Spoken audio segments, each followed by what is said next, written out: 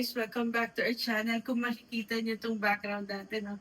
Ibang-iba sa typical na ginagawa natin. No? It's very aesthetic and very nice. However, ito na naman yung isang project natin na gagawin. I-redo natin. Bakit? Diba? So, yun, ang ganda-ganda niya tignan. Ang cozy, ang linis. So, yun, bakit uulitin? So, ito ay story time lang natin na yun nga, paano ba na naman ako nandito napunta, no? So, si client, yung owner nito, kausap ko na to last year pa. So, supposedly, kami yung gagawa dito. Then, a year after, yun, tumawag siya sa akin. She said, andito daw siya sa Pilipinas. Kala ko naman magre-resume na kami doon sa dati naming plans. So, it turns out, napagawa na pala niya sa iba, which is very okay. Tapos sabi niya, however, eto na nga, meron akong problema. Kasi hindi nga tapos yung ah, condo. So yun. So hindi nga daw tapos yung unit. So dumating siya dito, walang sofa, walang furniture, wala tong partition, hindi pa nakakabit to, hindi pa nakasara yung mga, ito bukas pa. So anong problema? Ang naging problema nila is, tumagal ng sobra yung unit. So, kwento na si owner na nagpunta na ako dito. Nagulat din nga ako. Sabi ko, ma'am, maganda naman po yung unit nyo. Pwede naman na. Sabi, hindi, wait, tingnan mo. So, nung tinignan na namin closely, yun nga, nakita na namin yung mga flaws niya, no? So, yun. Unang-una, yun nga, kung hindi tumagal yung paggawa, baka iba yung maging senaryo, baka hindi niya natulitin. Pero meron siyang mga needs na hindi na-meet ni contractor, no? So yun yung naging isang problem. Kaya kami uulit dito. Kasi, yun nga, she wanted talaga maraming storage dito kasi nga, uuwian niya to from sa US. So, gusto niya, marami siyang storage. So, hindi niya sabi niya, nasa yung storage ko? Bakit wala ako storage? Dapat may storage dito. Saan pa ba pwedeng ilagay? Dahil nakaset up na siya, hindi ko na siya masyadong malagyan. So, sabi ko lang, ang best na gagawin ko lang dito is, malalagyan ko to ng, ito, pupunuin ko ng storage store. So, dito yung entertainment dining. So, makikita nyo, yun nga, yung dumating siya dito, hindi to tapos, hindi pa nakakabit, nagpadala pa ng tao dito. Ang sukat nung desk niya is hindi kasya doon sa TV. Kasi nga, dumating siya dito nang walang gamit. So, nagmadali sila i-purchase yung mga gamit. Kung makita niyo yung sofa niya, for me, it's oversized. No? Kasi lagpas na siya dito eh.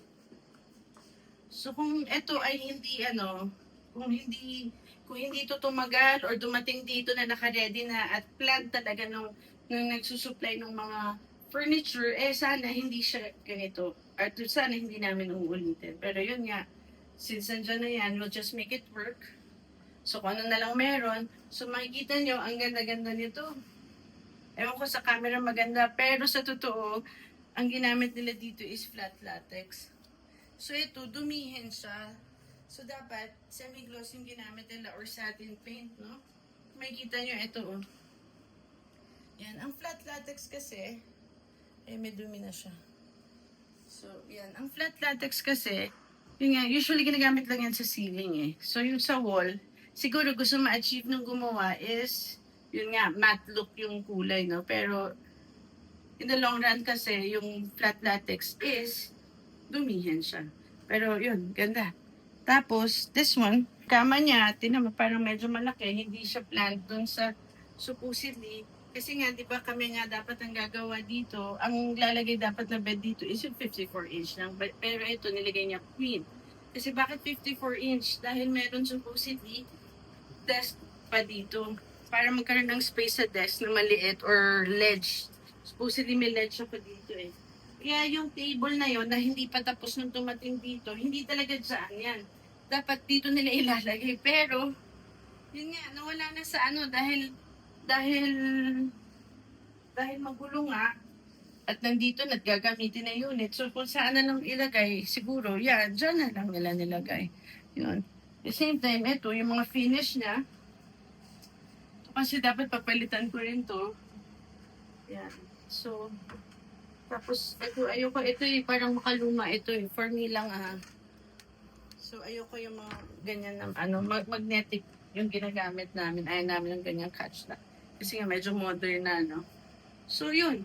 Tapos, this rail track, may kita nyo, okay naman yung idea. Actually, may-ari pa bumili nito dito din. Wala rin to. Sobrang pagmamadali niya. Pero ang nakita ko lang dito na parang no for me is naka-connecting yung, yung track. So, dapat hindi siya connecting. No? Parang for me, parang hindi deserve ni owner na bigyan siya ng ganito na, well, that in fact, binayaran naman siya ng tama. Actually, binayaran pa siya in advance. Kaya sabi ko rin kay owner, kasi huwag niyong bayaran ng buo agad yung mga supplier, yung hanggat hindi pa tapos kasi pakatama rin na nga sila. So, yun yung nangyari. Binayaran niya ng buo, binayaran niya sobra kasi nga, pinabibili niya na ng furniture dahil pauwi na nga siya. Yun, pag uwi niya, hindi niya magagamit. So, na-stress talaga siya sobra, no? So, kawawa din. Tapos yung ilaw, hindi ko type kasi nga, maliit. So, hindi ko alam, tinipid ba o ano? Ganda-ganda na ng unit no? So, yan, yung mga ceiling light natin, ay yung mga center light, ceiling light, yan yung magdadala sa unit It's a big plus kung maganda yung mga ilaw mo, lalo na sa gitna, no? So, parang doon sa isang client namin, inubos naman din yung center light. Ikukwento ko rin sa inyo yun. Nagawa rin yun. Dalawa pala yung gagawin nating no? Na mag-ayos ng unit. So yun, in the end, ang laki rin ng gastos nila, no? So, next time, I suggest, ano bang pwedeng suggestion? Siguro, siguro ang suggestion ko para dun sa mga nanonood sa viewers din natin na nag-aabang, no? Kung okay lang din, kasi yung kausap nila, kakilala ng kakilala, kamag-anak ng kakilala, which is an architect. So, okay naman, walang problema. Pero nga, siguro sometimes importante rin na makita nyo kung ano yung finish nila. So, kung may time kayo tignan or paano nyo gagawin, i-investigate nyo rin na kung gumagawa ba ng maayos to, gaano katagal ginagawa. Yun kasi naging problema nila dito, tumagal talaga ng sobra. Tapos yun nga, kumbaga hindi na-meet yung gusto ng client, yung kailangan ng client dito. Not really gusto yung kailangan niya na storage hindi na ibigay. Tsaka yung pagka-plan niya. So mostly, parang yung outer lang kumbaga hindi yung function ng unit yun na ibigay sa kanya, no? So yung tamang entertainment lang, tamang ganun, tamang table, pero which is very nakakasikip dito. So, yun. Ito, tatanggalin na namin to. Yun. So, be careful lang guys yun nga, sa mga kausap nyo rin na i-investigate nyo rin kung ano yung capacity nila gumawa. Kung ano na yung mga nagawa nila, hingi kayo ng mga evidences, kung taga-ibang bansa kayo, pictures, or kung kaya niyong puntahan, why not, diba? So, yun. Kami nagpapaganon din kami, pero hindi lahat. Kasi hindi naman lahat available yung unit. Pag available lang din, pinapaalam din namin sa mga owner pag nagkakataon. Pinapa-visit din. I mean, meron kami mga client na nag-visit talaga. Actually, iba nga nagsusurprise visit pa. Basta yun. Pero okay lang yun. Basta kami, confident kami doon sa ginagawa namin na we give really the best of what we can give to the clients, yung mga kausap namin. No? So, ayaw namin sila ma-disappoint. Pero, hindi kami perfect. Meron talagang client na hindi makontento. Wala na kami magagawa. Sa construction, hindi kaya 100% perfect. Okay? Hindi, may mga flosses yan, maliliit. For as long as nagagamit niyo yung kailangan nyo at hindi naman gegewang-gewang yung drawer, yun, okay naman na yun, no? So, pag masikip, hindi okay yun. Inaayos yun. Pero kung dahil lang sa natuluan ng konting pintura, minsan papalusutin na natin yun. Parang ganun. So, hindi siya 100%. Kasi nga, syempre, gawa pa rin naman to ng tao. So, may human error pa rin, no? Pero yun. Pero yung pagpili ng materials, which is yung flat, hindi ko siya mapalusot. Kaya repaint tayo. Yun. Kitchen. Pinalitan to. Sayang yung kitchen, no? Ang ganda. Mahal magpagawa kasi ng kitchen sa totoo lang, no? Pinalitan lahat to. Mas, yun, dito, dati ata nito tile, So, very ugly talaga. So, maganda yung look, but what makes it different? On my perspective lang to ha. Hindi sa lahat ah. So, yun. Bakit yung kitchen namin tingin ko maganda? Bakit ito? Anong mali? Tinitingnan ko, no? So, ang ayoko na part is, yun nga, yung wala siyang nosing, no? Pantayan siya dito. Gusto ko kasi pag ako, yun, matututo rin kayo, no? Sa kakanood din sa akin. Pag ako kasi gusto ko medyo naka-extend to. Pag ang water tumulo, diretso dito sa kahoy, no? So, ayoko talaga siyang pantay dito. So, yun yung ayoko. Tsaka, hindi siya mukhang chunky. Tsaka kung makita nyo to sa gilid, hindi to. Hindi naka-cover. So, ayoko siyang ganun. Dapat may mga allowance yan, no? Tapos at the same time, bakit ang taas? No? So, may standard height lang talaga tayo. Hindi ko alam kung dito lang sa Pilipinas. Pero kasi nga, yung owner, kaya siya, isa pa na, kumbaga kung ano na nakikita niya, kaya parang inis na inis talaga siya doon sa nangyari dito sa unit niya. Very disappointed siya. Kaya, yun. Ito ang taas. Hindi maabot ni owner. So ako kasi mataas yung chinelas ko. So kung ako, ito yung real height ko, yan, hindi ko na maabot, di ba? Ayun sa taas, pahirapan na. So hindi siya applicable sa normal height ng Pinoy. Yun. So may standard height lang yan na gap. So, yan. And then, yun, ayaw niya yung handle. Gusto niya modern looking. So, papalitan namin. Though maganda naman yung pagkakalaminate niya. I love it. I think basta maganda siya. Yung hindi yung kasi kung makita nyo ito yung ganito, yung may isang color ng laminate. Kung makikita nyo yung mga white, may mga off-white, eggshell. Ito yung may mga nagiging pula. May iba nagiging blue pag nailawan. So yun yung hindi white na white. So yun yung hate ko na color ng white. So ito, I love the color na pagkaputi na. Sa totoo lang. So yun. So okay yung kitchen niya. Pero yun nga, parang it lacks something, no? Tapos ito, isang tingin ko pa lang, alam ko na na-undersize siya, no? Kasi bakit? Hindi siya pantay sa ref. Yan yung makikita nyo at matututunan nyo din sa akin. So, yan. Isang tingin pa lang hindi siya pantay sa ref. Merong certain size ang spacing ng ref. This is supposedly 60 or 65 kasi hindi naman pwedeng nakadikit ang ref dito. Kailangan may space siya at saka breathing space, no? So yan, take note of it. Yan. Kaya kung makikita, nagtataka ko, bakit hindi pantay yung ref, no? So, few centimeters is very crucial, no? Hindi siya pantay. Kaya yun, isang tingin ko pala ako undersize. So, sayang. Kasi nga, siguro, yung nagsukat or yung carpenter is fit sa ref, which is 56 cm. So, ganyan lang siya. Pero hindi niya na-realize kasi may factor din yung mga countertop, may mga nosing yan, may mga extension. So, yun, ganun siya. Kaya, yan, natutunan na naman niyo sa akin yung idea na yun. Oh, may kulang pa sa pintura dito. Naka-flat din to, no? So, yun. Eto, ganda yung kitchen, yung niya eh. Sorry dumumi kasi nga may work dito kanina.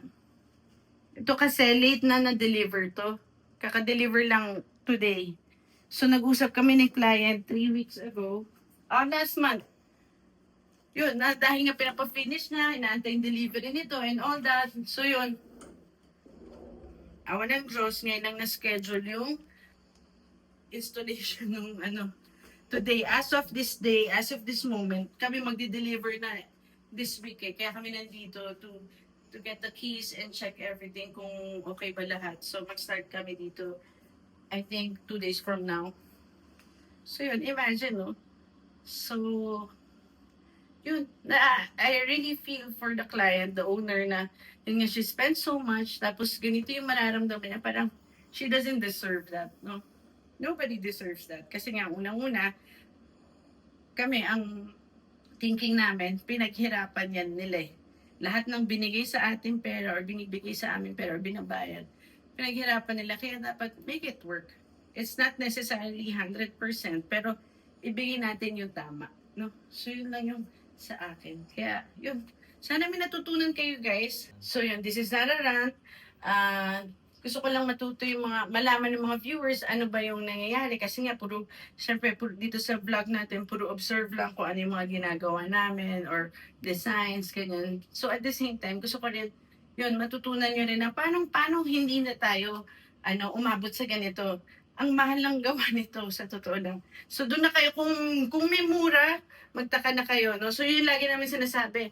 Pag may nagpa-quote sa amin, then, nag-check, sige, it's gonna be up to you, okay lang naman. Pero kasi kami, yung pricing namin is yun nga, ang makukuha mo lang sa amin is, we're gonna make sure it's gonna work at hindi kayo maluloko. Safe. You are very safe with us. We don't go, parang hindi kami nag-undervalue dun sa kung ano yung pinag-usapan natin. No? We make the best para to everybody na client namin. So, yun. Yun lang. Ano pa ba? So yun, eto nga, ulitin ko lang, very small lang yung gagawin ko dito. Magdadagdag lang ako dito, adjust ng mga ilaw, repaint. This one has to go. Maglalagay ako ng mirror doon. Tapos, palit lang dito. So, enhance lang natin yung itong unit na to para lang ma-satisfy yung client to sa yung hindi niya na maalala or makita yung supposedly kinainis niya. Na, yun nga. Maganda yung gawa. I think, siguro in the future, I'm gonna, be inspired with this color, no? So, very relaxing din kasi. But, yun nga, workmanship, yung work ethics natin, business ethics natin, customer service, dapat yun, sana ma-superb din ng iba or ma-inspire din yung mga nanonood kung contractor din kayo. So, yun nga, be fair to everyone, no? So, yun lang guys. Thank you again for watching. Pakita ko sa inyo to in the future, yung kung ano yung i-finish ko dito. So, I'll see you in the next video. Bye! A few moments later.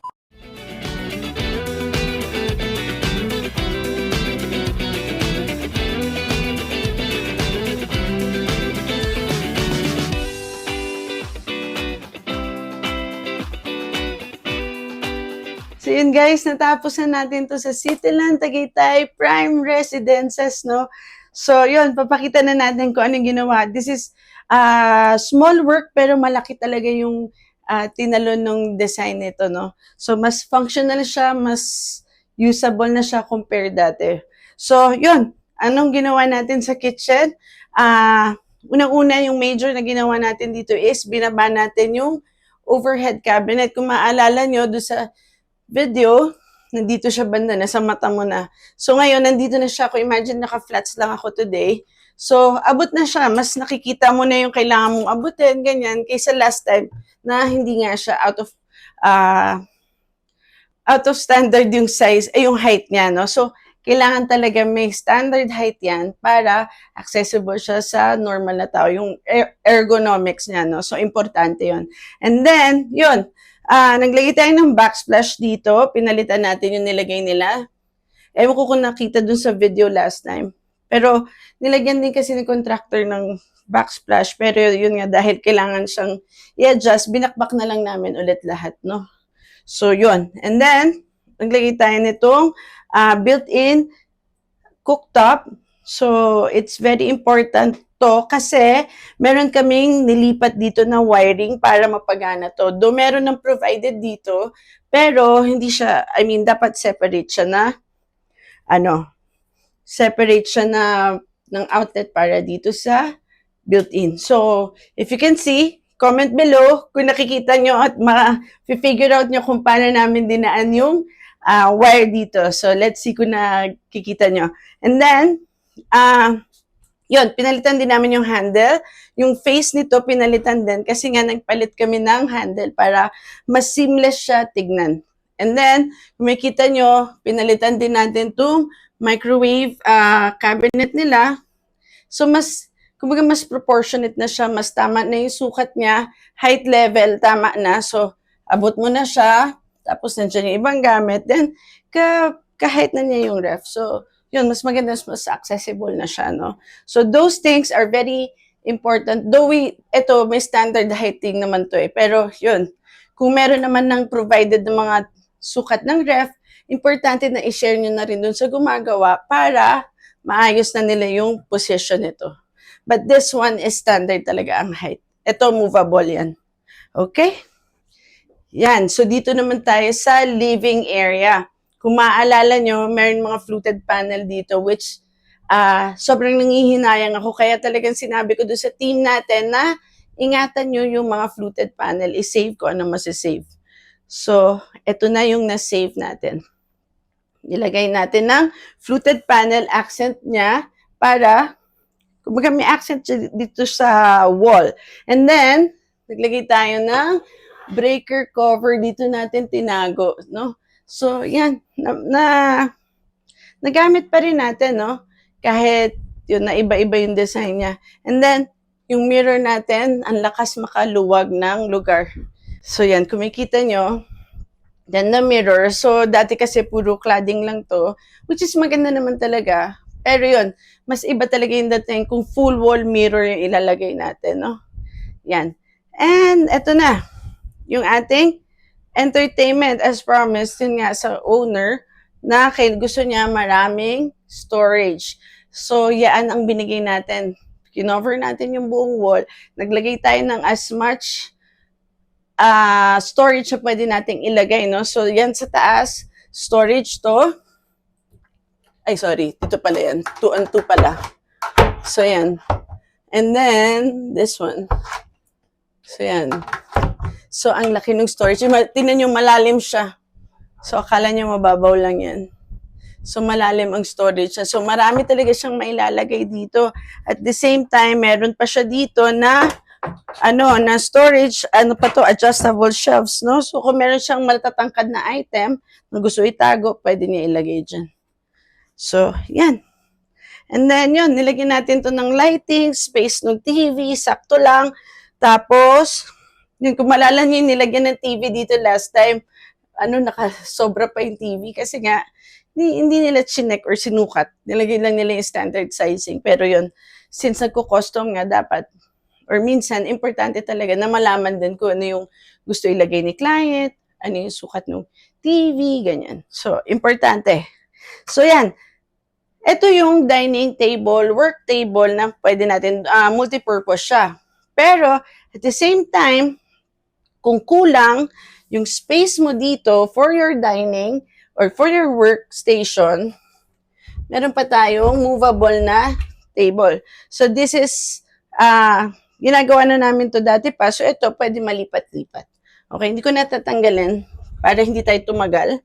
So, yan. So, mas marami kang space na pwede lagyan. Okay, kung kulang pa tong table.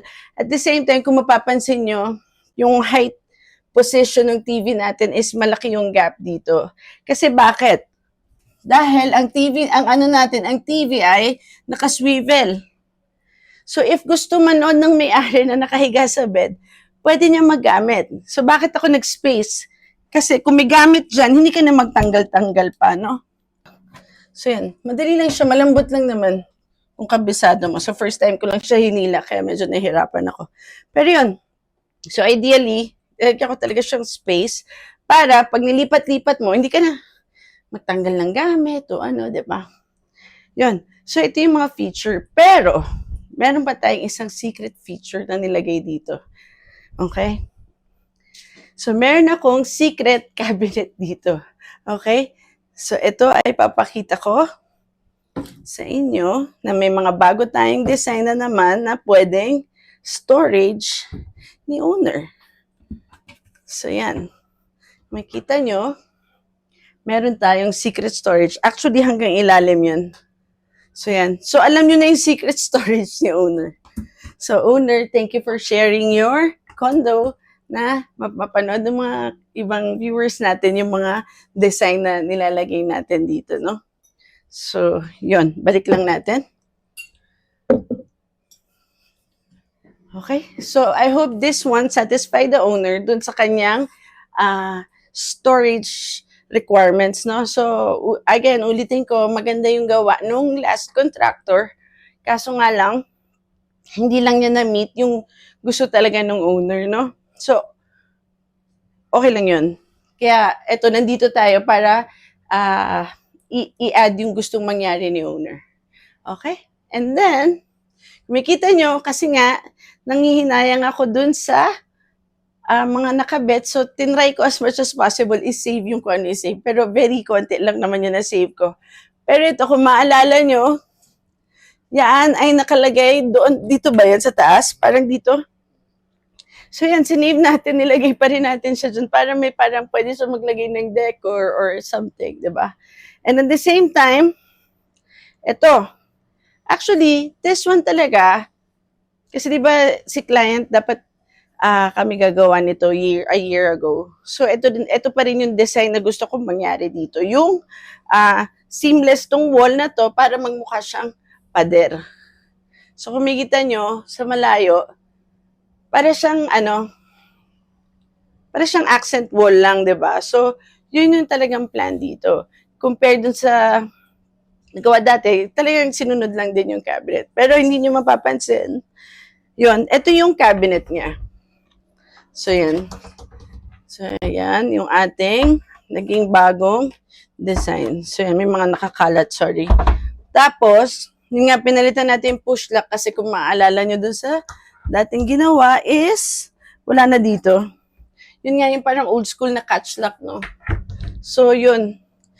Mas modernized na yung nilagay natin na design. So, yun lang naman yung ating ginawa dito. At the same time, yun nga, naglagay din pala tayo ng side table, no? So, yan yung ginawa natin. Actually, tibay ng side table. This is custom made na table. Kanina actually, inupuan ko pa nga to eh. Sa sobrang tibay niyan, sobrang built siya. So, yun. And si owner na bahala kung ano yung gusto niya ilagay. And din-display ko lang yung kanyang mga naiwan na decor dito. Yun. And then, yun, dinagdagan, ang pinalitan natin is yung ilaw. So, yan, meron na tayong ceiling fan, yung decorative na ilaw. Kasi nga, yung nilagay dito dati is maliliit. So, the place is so cute and so nice na nga. Tapos maliliit pa yung nilagay. So, nilagyan natin ng medyo may dating ng konti, no? Yung hindi siya mukhang tinipid. So, there you have it, guys. Thank you again for watching. I hope na-enjoy nyo tong bagong video natin. Meron na naman tayong bago natutunan, na-inspire sa design, concept, woodwork. So, yun. And syempre, magte-thank you tayo sa owner, no? Na pinagbigyan tayo at binigyan tayong chance na makita yung condo unit nila. And, yun. And don't forget to follow, like, share, and subscribe all our social media channel, YouTube, Instagram, Facebook. It's LBP Arts and Interior. And we'll see you on the next video. Bye!